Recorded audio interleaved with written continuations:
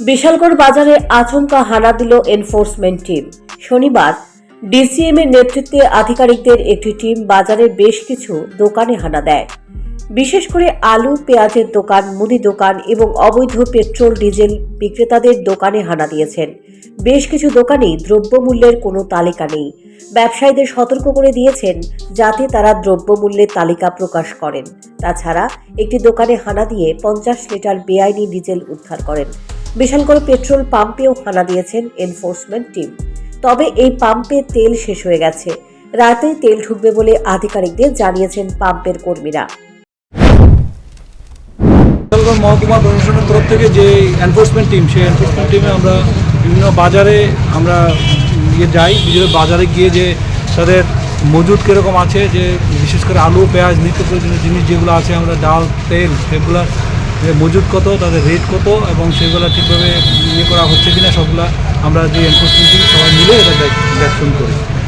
তারপরে আমরা এখানে কিছু কিছু তাদের যে প্রাইস ইন্ডেক্স আছে সেটা ডিসপ্লে করার জন্য আমরা বলেছি। আবার কেউ করেছে, কেউ করেনি, তাদেরকে আমরা বলেছি অতি সত্তর করার জন্য, নাহলে নেক্সটে আমরা তাদেরকে আইনানুগ ব্যবস্থা নেব।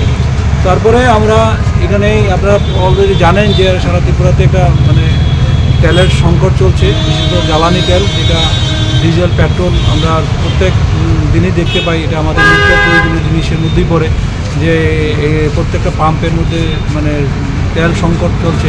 তো সেই নিরিখে আমরা বিশালগড় বাজারে যে আছে সেটাতে আসলাম। আসার পরে দেখলাম যে এখানে তাদের যে মজুদ, সেই মজুদ অলরেডি শেষ হয়ে গেছে, যে আজকে বিকেলের মধ্যে আবার গাড়ি ঢুকবে, তখন সেই অনুযায়ী দেওয়া হবে। আর তাদের যে মজুদ, সেই মজুদ অনুযায়ী আমরা দেখলাম যে তাদের স্টক অলরেডি শেষ। তো এখন আমরা রিজার্ভ স্টক যেটা আছে সেটা তো আমরা সরকারিভাবে তার একটা কালোবাজারি একটা অভিযোগ আসছে, বিভিন্ন দোকানে মজুদ রয়েছে ডিজেল সহ পেট্রোল বা বিভিন্ন জিনিস, সেখানে কি আপনাদের কোনো? হ্যাঁ, আমরা ইতিমধ্যেই একটা গোপন খবর ভিত্তিতে আমরা যে পেট্রোল পাম্পটা আছে সেটার উল্টো দিকে যে দোকানগুলো আছে, যে মেসেজ লোকনাথ এন্টারপ্রাইজ এবং ওমকার এন্টারপ্রাইজ, সেই দুটোতেই ভিজিট করি। তো বিশেষত লোকনাথ এন্টারপ্রাইজে সেটা দেখলাম লুব্রিক্যান্টস, পেট্রোল জাতীয় কোনো জিনিস বিক্রি করে না, শুধু লুব্রিক্যান্ট, মোবিল এগুলো বিক্রি করে। আর ওমকার এন্টারপ্রাইজ যেটার ওনার প্রসেনজিৎ চৌধুরী, ওনার দোকানে আমরা ভিতরে গিয়ে যে রেড করে আমরা কিছু মজুদ পাই। সেটা ডিজেল পেয়েছি প্রায় 45-50 লিটার্সের মধ্যে, সেগুলো আমরা সিজ করে নিয়েছি। তাদের কাগজপত্র দেখানোর জন্য ওনাকে বলা হয়েছে বিকালে অফিসে আসার জন্য।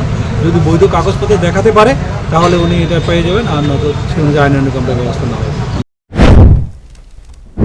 খাদ্য দপ্তর এবং এনফোর্সমেন্ট টিমের এই ধরনের অভিযান ধারাবাহিকভাবে জারি রাখা হলে ক্রেতারা অনেকটাই উপকৃত হবেন।